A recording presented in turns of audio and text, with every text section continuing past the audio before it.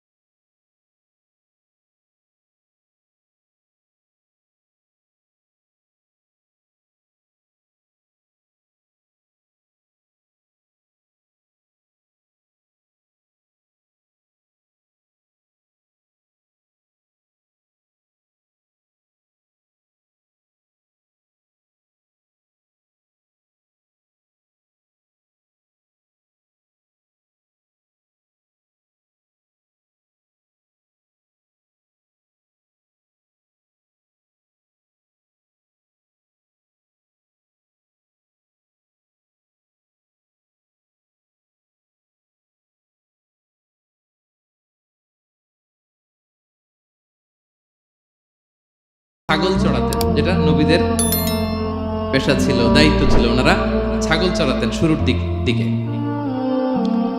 তো লোকমান হাকিম তিনিও ছাগল চড়াতেন এবং তিনি দাস ছিলেন, মুক্ত জীবন তার ছিল না। তিনি একজন মনিবের আন্ডারে তার ছাগলগুলো মরুভূমিতে যেয়ে কি করতেন? চড়াতেন। মজার ব্যাপার হচ্ছে, সারা দুপুর, সারা বিকেল, সারা দিন ছাগল চড়িয়ে আসার পরে লোকমান যখন বাসায় ফিরে আসতো, তখন এলাকার লোকজন সবাই লোকমানের কাছে জড়ো হতো, আর উনি তাদেরকে তার প্রজ্ঞা, তার বিজ্ঞচিত কথাগুলো শেয়ার করতেন, শোনাতেন, এগুলো বলতেন।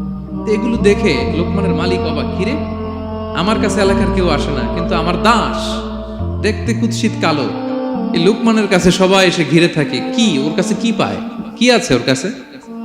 তো শ্রোতাদের কয়েকজনকে ডেকে বলল, ঘটনা কি?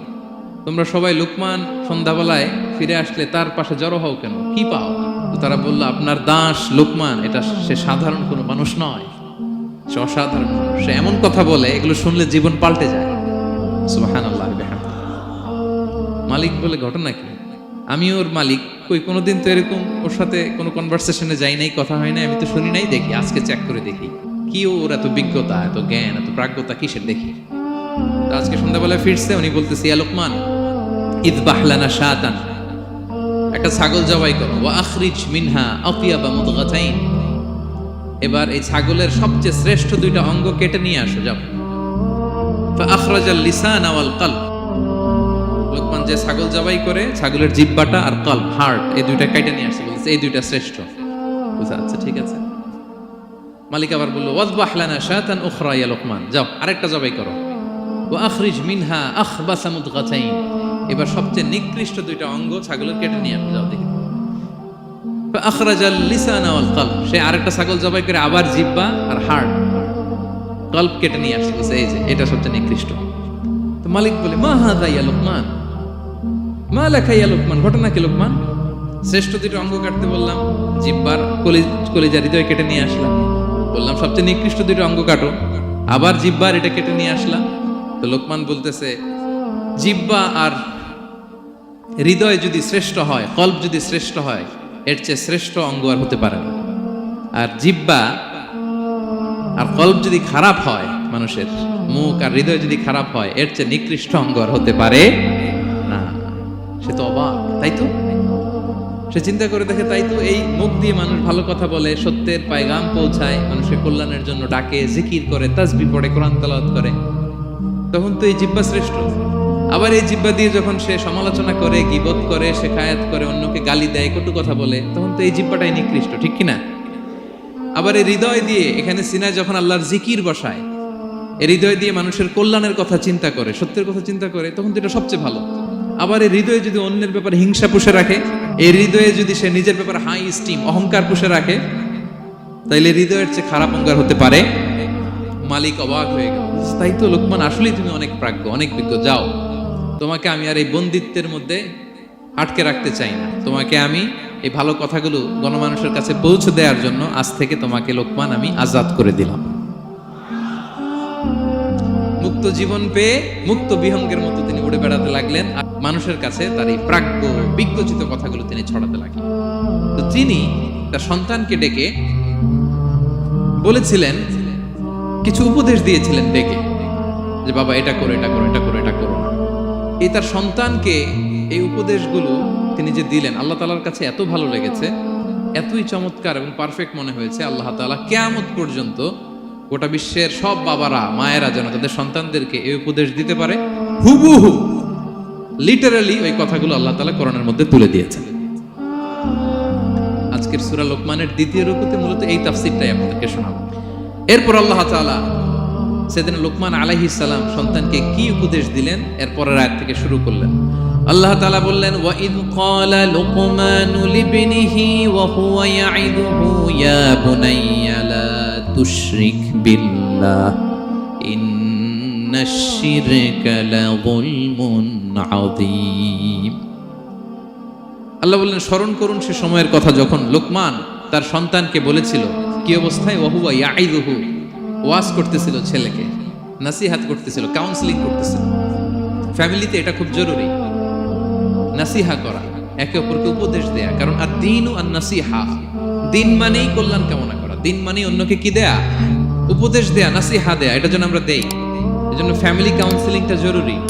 নিজেই হুট করে সব সিদ্ধান্ত নেবেন। তো দেখেন আল্লাহ বললেন, ওয়া ইয ক্বালা লুকমানু লিবনিহি ওয়া হুয়া ইয়াইদুহু, স্মরণ করুন সে সময়ের কথা যখন লোকমান তার ছেলেকে বলেছিল, ওয়াজ করে, উপদেশ দিয়ে, নাসিহা করে, ইয়া বুনাইয়া, ও আমার কলিজার টুকরা সন্তান, ও আমার সোনামণি। যত কোমল ভাষায় আপনার ছেলেকে ডাকতে পারেন, এরকম আদর দিয়ে, সোহাগ দিয়ে, মায়া মমতা মাখা মোলায়েম কণ্ঠে ওকে ডাকবেন। ডেকে কি উপদেশ দিলেন দেখেন। সাইয়েদনা লোকমান প্রথম উপদেশ দিলেন, ইয়া বুনাইয়া, আমার সন্তান, লা তুশরিক বিল্লাহ, ও আমার কলিজার টুকরা বাবা, আল্লাহর সাথে তুমি শিরক করো না। প্রথম উপদেশ, খবরদার আমার কলিজার টুকরা সন্তান, আল্লাহর সাথে শরীক করতে যেও না, আল্লাহর সমকক্ষ কাউকে মনে করো না। আল্লাহকে যেমনি বড় মনে করো, আল্লাহকে যেমনি রিজিক দাতা মনে করো, আল্লাহকে যেমনি পালনকর্তা মনে করো, গোটা বিশ্বের কোন সৃষ্টিকে এমন মনে করো না। লা তুশরিক বিল্লাহ, শিরক করো না। প্রথম অ্যাডভাইস দেখেন, প্রথম অ্যাডভাইসটা অনেক গুরুত্বপূর্ণ। সবচেয়ে জরুরিটা আগে বলতে হয়। কি বলেন? আগে বলতেছে, লা তুশরিক বিল্লাহ, ও আমার সন্তান, আল্লাহর সাথে শরীক করো না, কারণ ইন্নাশ শিরকা লাযুলমুন আযীম, আল্লাহর সাথে শিরক বড় পাপ। এটা হচ্ছে যুলমুন আযীম, অনেক বড় জুলুম। এটা মহাপাপ, এটা অনেক বড় জুলুম। শিরকের চাইতে বড় জুলুম আর হতে পারে? শিরকের চাইতে বড় জুলুম আর হতে পারে? কারণ এই জুলুম আপনি সৃষ্টি হয়ে করতেছেন কার প্রতি?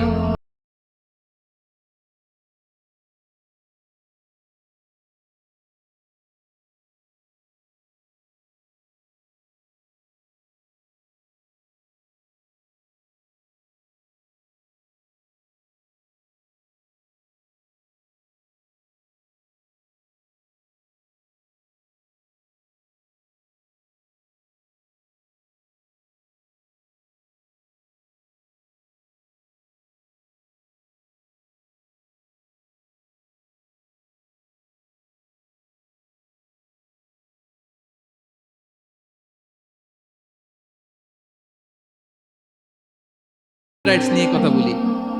ইবাদতের অধিকারী তিনি, এটা তার অধিকার, তার জন্য আমরা সিজদায় লুটিয়ে পড়বো। তো এই সিজদা আপনি ওদিকে না দিয়ে যদি মাজারে দেন, আল্লাহর অধিকার নষ্ট করছেন না? কথা বলেন, এটা ইনসাফ হইছে? যিনি রিজিক দিল, যিনি সৃষ্টি করলো, যিনি নিয়ামত দিল, তার ইবাদত না করে আপনার মতো আরেকটা সৃষ্টির সামনে আপনি এরকম নমস্ত নমস্ত গান, এটা তার অধিকার হরণ হয়েছে না? এটা ইনসাফ বিরোধী হয়েছে না? এজন্য আল্লাহ বলেছেন, ইন্না শিরকা লাযুলমুন আযীম, শিরকে সবচেয়ে বড় জুলুম বলার কারণ কি? কারণ আপনি সৃষ্টি হয়ে স্রষ্টার উপর জুলুম করেছেন। এর চেয়ে বড় জুলুম আর হতে পারে?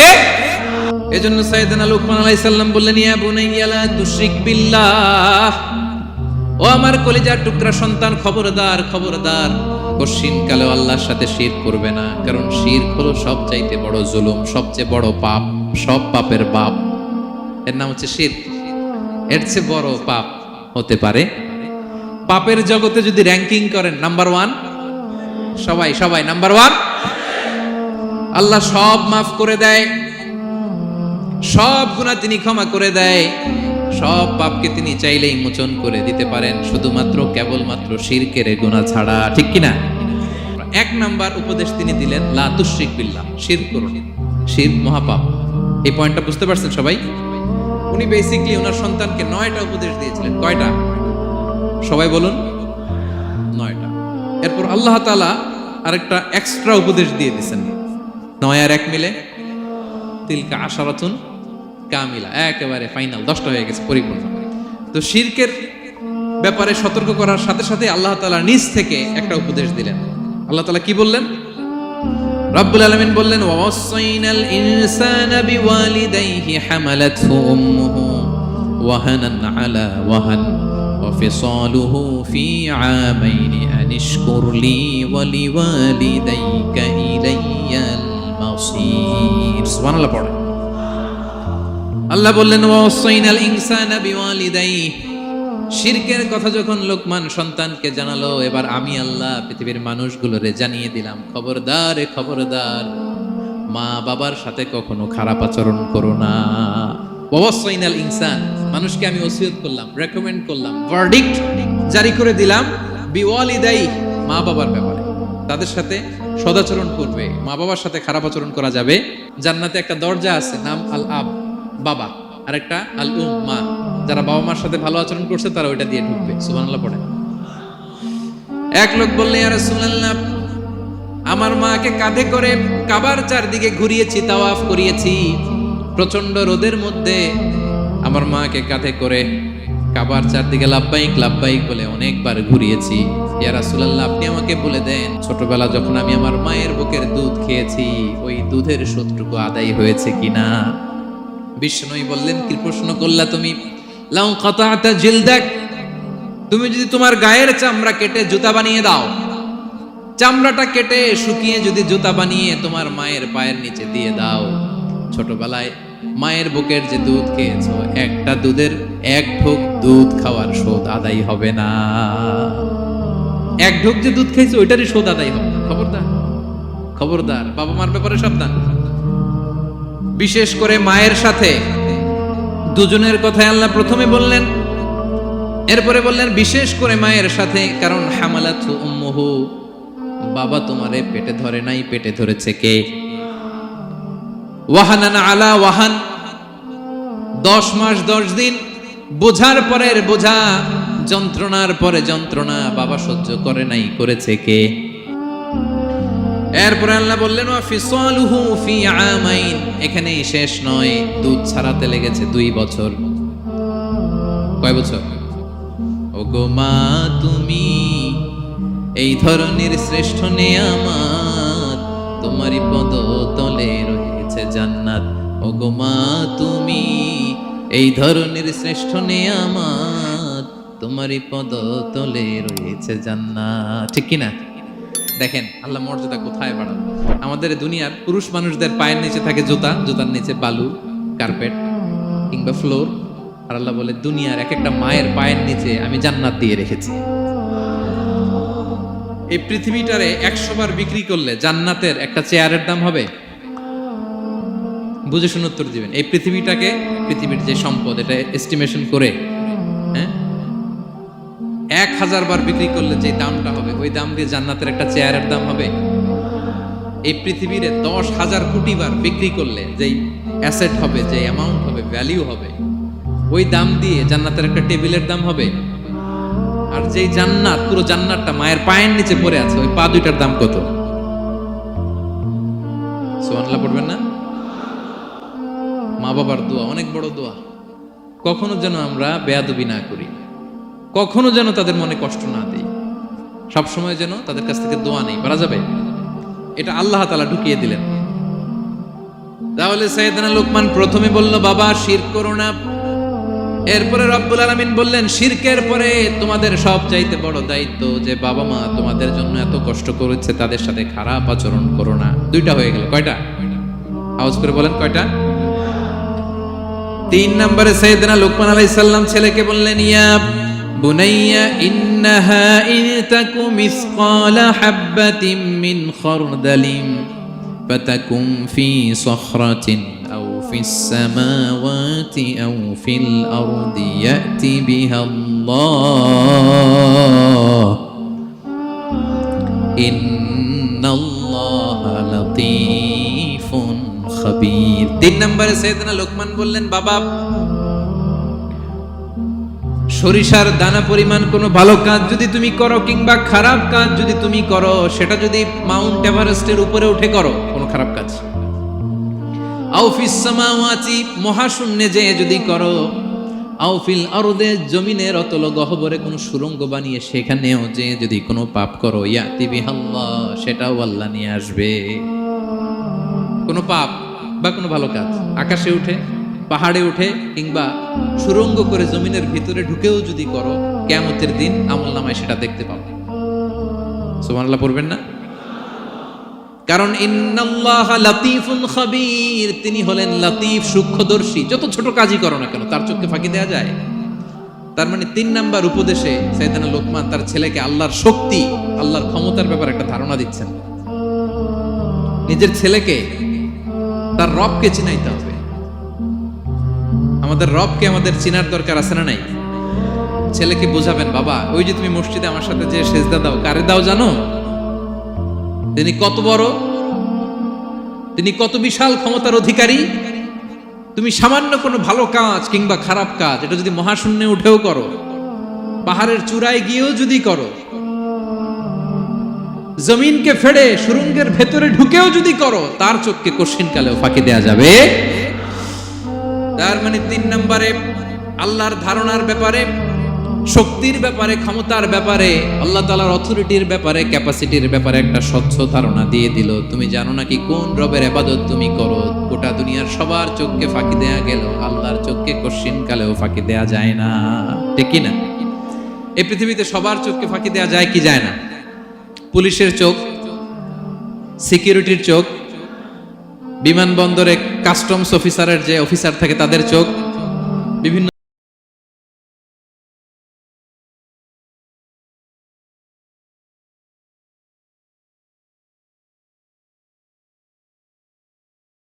আচ্ছা বলেন, এই ছোটবেলা থেকেই এই সেন্সেশন, এই অনুভূতি যদি, এই অনুভূতির সফটওয়্যার যদি আপনার ছেলের মাথায় ঢুকায় দেন, এই ছেলে কোনোদিন দুর্নীতি করবে? খাদ্যে ভেজাল দিবে? মাছে ফরমালিন দিবে? প্রতিবেশীকে কষ্ট দিবে? অনিয়ম করবে? অন্যের অধিকার হরণ করবে না। এজন্য ছোটবেলা থেকেই তার রবকে চিনায় দিতে হবে, রবকে চিনায় দিতে হবে। 3 নম্বরে ছেলেকে তিনি বললেন, বাবা অতি ক্ষুদ্র ভালো কাজ কিংবা খারাপ কাজ যেখানেই করো না কেন, কিয়ামতের দিন সেটা তুমি দেখবা। তার মানে তখন থেকে সে বুঝবে আমি যাই করি না কেন, ভালো করলে এটার একটা প্রতিদান, একটা রিওয়ার্ড আমি পাবো, কিনা? আর খারাপ যদি করি এটার শাস্তি আমাকে ভোগ করতেই হবে। আল্লাহর সুপ্রিম কোর্টের কাঠ করে আমাকে দাঁড়াতেই হবে। নিক্তি পাল্লা, মাওয়াজিন আল কিসত, ন্যায়ের মানদণ্ড আল্লাহ সেদিন স্থাপন করবেন। আমরা যেটা মিজানের পাল্লা বলি, এটা মূলত ন্যায়ের মানদণ্ড। সামান্য ক্ষুদ্রাতি ক্ষুদ্র জিনিস দিলেও ওইখানে টের পাওয়া যায়। সুবহানাল্লাহ পড়েন। আচ্ছা, আমরা যে চাল কিনি, ডাল কিনি, ধরেন 10 কেজি চালের একটা বস্তা কিনছি, দেখবেন যে অনেক সময় মাপটা একুরেট হয় না। 10 কেজির চেয়ে হয়তো একটু বেশি অথবা হয়তো একটু কম, এরকম হয় না অনেক সময়? 5 কেজি কিনছেন এক দোকান থেকে, আরেক জায়গায় যে ভালোভাবে মাপ দিয়ে দেখবেন যে একটু বেশি হয়েছে অথবা একটু কম হয়েছে, ঠিক কিনা? আল্লাহ যে মিজানের পাল্লা সেদিন বসাবেন, ওইখানেও তো এরকম হবে। হ্যাঁ, কেমন হবে? فَمَن يَعْمَلْ مِثْقَالَ ذَرَّةٍ خَيْرًا يَرَهُ, পড়ুন, وَمَن يَعْمَلْ مِثْقَالَ ذَرَّةٍ شَرًّا يَرَهُ। ক্ষুদ্রাতি ক্ষুদ্র জাররা তথা অনুপরিমাণ ভালো যদি করো, সেটাও সেদিন নিক্তি পাল্লায়, মিজানের দাড়ি পাল্লায় দেখতে পাবা। ক্ষুদ্রাতি ক্ষুদ্র খারাপও যদি করো, সেদিনও মিজানের পাল্লায় সেটা তুলে দিবে কে? জাররা মানে খুবই ক্ষুদ্র। কতটুকু ক্ষুদ্র আমি উদাহরণ দিয়ে বুঝাই। শীতের সকালে টিনের ঘরে যারা কোনোদিন থেকেছেন, এখানে তো শীত নাই, মালয়েশিয়াতে সারা বছর গরম। শীতের সিজনের কথা মনে আছে তো আপনাদের? না মালয়েশিয়া থাইকা সব ভুলে গেছেন? শীতকাল, শীতকাল মনে আছে? হ্যাঁ, শীতের সকালে টিনের ঘরে যদি কখনো থাকেন, দেখবেন যে টিনের ঘরে ছিদ্র থাকে, ওই ছিদ্র দিয়ে সূর্যের আলো ঢুকে, রশ্মি। মনে পড়ছে? শীতের সকাল, টিনের ছিদ্র দিয়ে দেখবেন চিকন একটা সূর্যের রশ্মি ঢুকছে। ওটার কাছে গেলে দেখা যায় সামান্য ধুলাবালি, কেমন যেন ডাস্ট উড়ে এটার মধ্যে। অন্যদিকে কিন্তু দেখা যায় না, এদিকে নাই, কিন্তু ওই ছিদ্রটার কাছে গেলে দেখা যায় আলো যেদিক থেকে পড়ছে নিচ পর্যন্ত পুরোটার মধ্যে ধূলিকণা। আসলে ধূলিকণা কি শুধু এদিকেই না, পুরা ঘরেই আছে। ওইদিকে আলো পড়ছে, ওইটা দেখা যায়। ওই যে ছোট্ট সূর্য রশ্মির মধ্যে কাছে গেলে যে ছোট্ট ছোট্ট ধূলিকণা দেখা যায়, ওইটার নাম হচ্ছে যাররা। যাররা ফামাইয়া আমাল মিসকালা যাররাতিন খাইরান ইয়ারা। এই ধূলিকণার ডাস্টের যাররা পরিমাণ ভালো করলে সেটাও দেখতে পাবা, আবার যাররা পরিমাণ খারাপ করলে সেদিন কিয়ামতের ময়দানে মিজানের পাল্লায় সেটাও দেখতে পাবা। পড়েন সুবহানাল্লাহ। তার মানে 3 নম্বরে ছেলেকে আল্লাহর শক্তি আর সম্ভাবনা সম্পর্কে সতর্ক করলেন, জানান দিয়ে বললেন, বাবা যেটাই করো না কেন সবার চোখকে ফাঁকি দেওয়া যায় না, একজনের চোখ তিনি কে? কয়টা গেল উপদেশ? সবাই বলুন তো কয়টা? 3টা। 4 নম্বরে লোকমান আলাইহিস সালাম বললেন, ইয়া বুনাইয়া আকিমিস সালাহ, ও আমার সন্তান, 4 নম্বরে উপদেশ হলো তোমাকে নামাজ কায়েম করতে হবে। নামাজ, সবার আগে নামাজ। কাজকে বলে দাও আমার নামাজ আছে, নামাজকে বলো না কাজ আছে, ঠিক কি না? ও আমার কলিজার টুকরা সন্তান, নামাজ কায়েম করো। নামাজ নামাজ কিয়ামতের ময়দানে সর্বপ্রথম যে জিনিসটার হিসেব আল্লাহ চাইবেন ওটা কি? সবাই বলেন একসাথে, সেটা কি?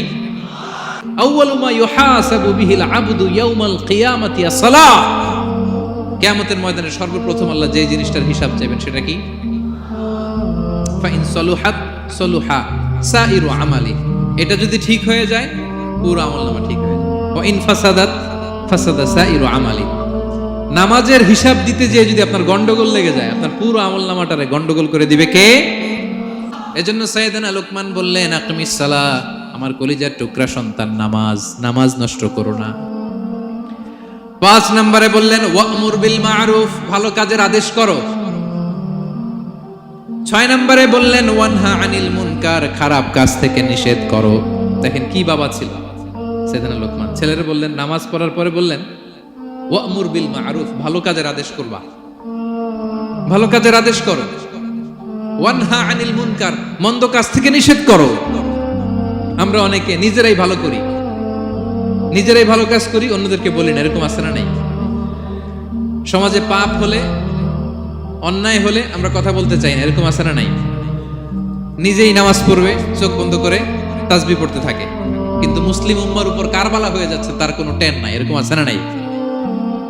গোটা বিশ্বে মুসলমানদের উপর দিয়ে কি যাচ্ছে, সমাজে কি চলছে তার কোনো আন্দাজ নাই, খোঁজ খবর নাই, শুধু নিজেই জিকির করে, এরকম আছে না নাই? না, আযাব আসলে, গজব আসলে শুধু এই কাফের মুশরিকদেরই মারে না, মুমিনদেরও মারে, ঠিক কি না? এজন্য ভালো কাজের আদেশ করো, মন্দ কাজের নিষেধ করো। নামাজের পর সাইয়েদনা লোকমান বললেন, বাবা নিজেই ভালো করো না, সমাজে ভালো ছড়িয়ে দাও, ছড়াই দিতে হবে, ভালোকে ছড়াই দিতে হয়, সংঘবদ্ধ জীবন যাপন করতে হয়, আপনাকে দাঁড়াতে হবে, আপনাকে হিম্মত করতে হবে। হিম্মতটাই হচ্ছে ইসমুল আযম, ইসমুল্লাহিল আযম। ইসমে আযম মানে আল্লাহর এমন একটা নাম যেটা দিয়ে দোয়া করলে আল্লাহ কবুল করে। এটা কি? কেউ বলে ইয়া হাইয়ু ইয়া কাইয়ুম, কেউ বলে ইয়া রহমান ইয়া রাহিম। অনেক মুফাসসিরিন, অনেক মুহাদ্দিসিন এক একটা বলছে যে এইটা হতে পারে, এটা হতে পারে। অনেকে বলছে হিম্মতটাই হচ্ছে ইসমে আযম। তুমি হিম্মত করে আল্লাহর কাছে চাও, গোটা দুনিয়া পাল্টে যাবে, ঠিক কি না? এজন্য সমাজের পরিবর্তনের জন্য আপনাকে আগে আসার দরকার আছে না নাই? ছেলেকে দেখেন, সুবহানাল্লাহ, কিভাবে ছেলেরে গড়ে তুলতে হয়। প্যারেন্টিং লেসন ফ্রম সূরা লোকমান, কিভাবে আপনি প্যারেন্টিং লেসন বের করে আনবেন, বাবা হিসেবে কিভাবে আপনি ছেলেকে গড়ে তুলবেন। নামাজের পরপর সাইয়েদনা লোকমান বললেন, ভালো কাজের আদেশ করবা, মন্দ কাজের নিষেধ করবা। এরপরে বললেন, ওয়াসবির আলা মা আসাবাক ইন্না যালিকা মিন আজমিল উমুর। লোকমান বললেন, ওয়াসবির আলা মা আসাবাক, বিপদে ধৈর্য ধরো। কারণ লোকমান আলাইহিস সালাম ভালো করেই জানেন যে নামাজ কায়েমের আন্দোলন করে, যে সত্যের পথে আহ্বান করে, যে অন্যায় কাজে বাধা দেয়, সমাজ তারে ওয়েলকাম করে না। তার জীবনে দুঃখ আছে, তার জীবনে দুঃখ আছে, তার উপরে হামলা হতে পারে, মামলা হতে পারে, তাকে দেশ ছাড়া করা লাগতে পারে।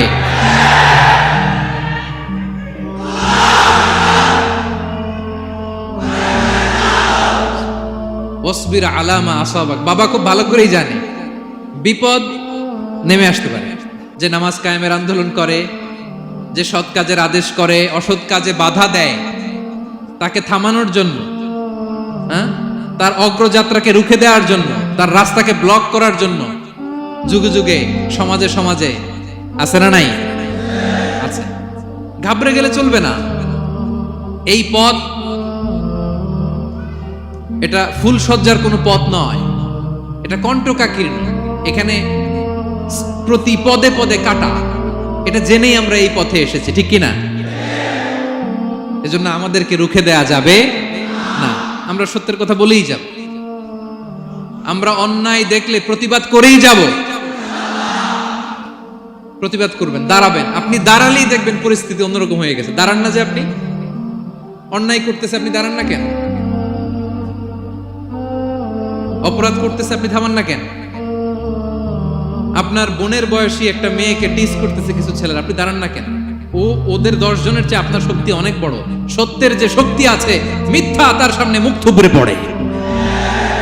আপনি দাঁড়ান, আপনি জিজ্ঞেস করেন এরকম করতেছো কেন, টিস করতেছো কেন? আপনি ওখানে জনমত গড়বেন। আপনি দাঁড়ালে আরো 10 জন দাঁড়াবে, ঠিক কিনা? দাঁড়াতে আপনাকে হবে, সাহস করে দাঁড়াতে হবে। সালাত কায়েমের আন্দোলন যারা করে, সৎ কাজের আদেশ যারা দেয়, মন্দ কাজ থেকে নিষেধ যারা করে, তাদের জীবনে পরীক্ষা আছে না নাই? এজন্য সাইয়েদনা লোকমান বললেন, বাবা, যেই নসিহত তোমাকে দিচ্ছি এটা পালন করলে বিপদ আসবে, কিন্তু ঘাবড়ে যেও না, আতঙ্কিত হয়েও না। ওয়াসবির আলা মা আসাবাক। বিপদে ধৈর্য ধরো, ধৈর্য ধারণ করতে হবে। সবর, সবর নিয়ে কোথায় যেন আলোচনা করেছিলাম, যে সবর এটা এমন একটা গাছ, যে গাছের চারদিকে থাকে কাটা, কিন্তু ফলটা বড় মিষ্টি। সবর বাংলা জানেন তো কি? ধৈর্য। ধৈর্য এমন একটা গাছ, যে গাছের চারিদিকে কাটা, কিন্তু ফলটা মিষ্টি, সুস্বাদু। এই সুস্বাদু ফল খেতে হলে এই কাটাগুলো সহ্য করতে হবে। ধৈর্য। ছোট্ট ছেলে মেয়েদেরকে ননির পুতুল করে গড়ে তুলবেন না, খবরদার। ওদেরকে কষ্ট সহিষ্ণু করে গড়ে তুলবেন। আপনি থাকতেই কষ্ট করা শেখান, তার জীবনটা স্মুথ হবে, তার ক্যারিয়ারটা ব্রাইট হবে, তার ভবিষ্যৎটা সুন্দর হবে। ছেলেমেয়েরা কিছু চাইলেই সাথে সাথে দিবেন। অনেক বাবা মা আছে এত আদর করে, এত বেশি আহ্লাদ করে, যা চায় তাই দেয়, পরে হিতে বিপরীত হয়, ঠিক কিনা? ছেলে মেয়েকে অভাব শেখান, ছেলে মেয়েকে কষ্ট শেখান, ওদেরকে সংগ্রাম শেখান, প্রতিকূল পরিবেশে কি করে টিকে থাকতে হয় এটার সবক শেখান। সেদিন লোকমান তাই করলেন, ছেলেদের সবর শিখাইলেন, যে বাবা ধৈর্য ধারণ করো, আতঙ্কিত হবা না। জীবন চলার পথ সহজ নয়, এটাকে সহজ করে নিতে হয়। কখনো সবর করে, কখনো ক্ষমা করে, কখনো অন্যকে ইগনোর করে, কখনো দোয়া করে, কখনো আল্লাহর উপর তাওয়াক্কুল করে, ঠিক কিনা? এখন তুমি বাবার হোটেলে খাও, মায়ের হোটেলে ঘুমাও, সারা জীবন এমন চলবে না। দুনিয়াটা বড্ড কঠিন, এখানে কেউ কাউরে জায়গা করে দেয় না, নিজের জায়গা নিজেরই করে নিতে হয়, ঠিক কিনা?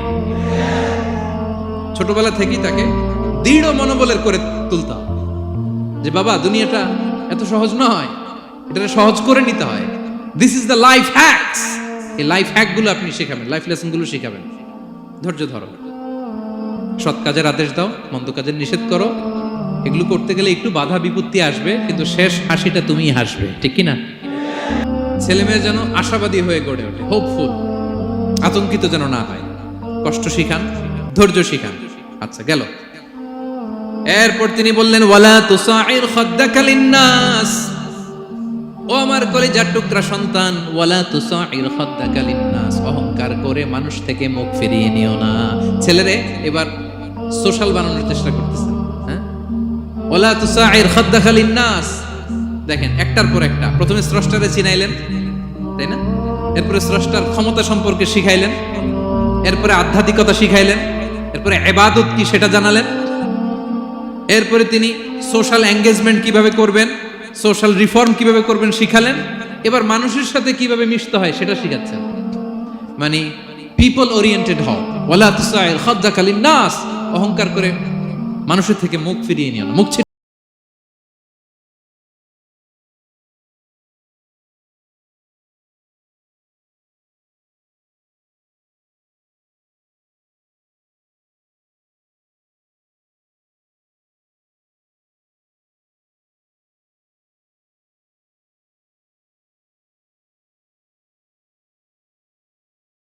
হায় রে খুশি।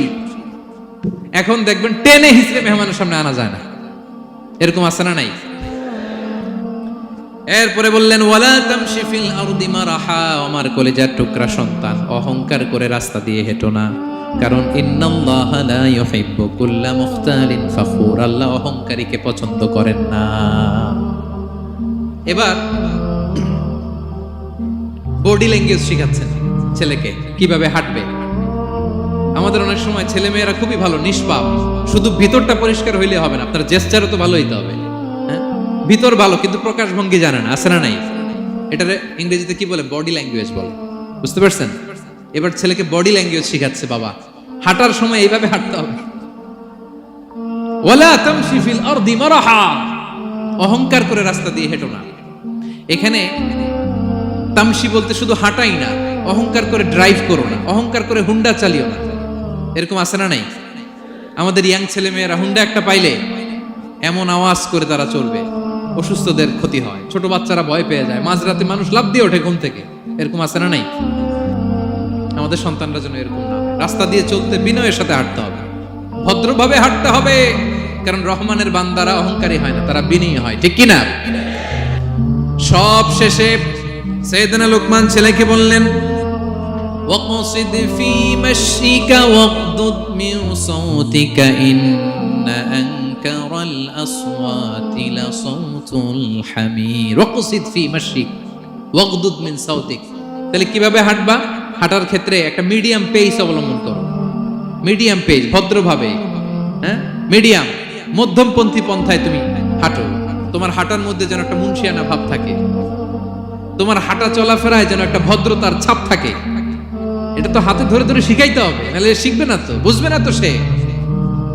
ওয়াগদুদ মিন সাওতিক, কণ্ঠটাকে মোলায়েম করো। ইন্না আনকারাল আসওয়াতি লাসাউতুল হামির, কর্কশ গলায় কথা বলো না। কেউ পৃথিবীতে কর্কশ ভাষীকে পছন্দ করেন? যারা চিৎকার করে চেঁচামেচি করে, আল্লাহ তাদের কণ্ঠকে গাধার কণ্ঠের সাথে তুলনা করেছেন এখানে।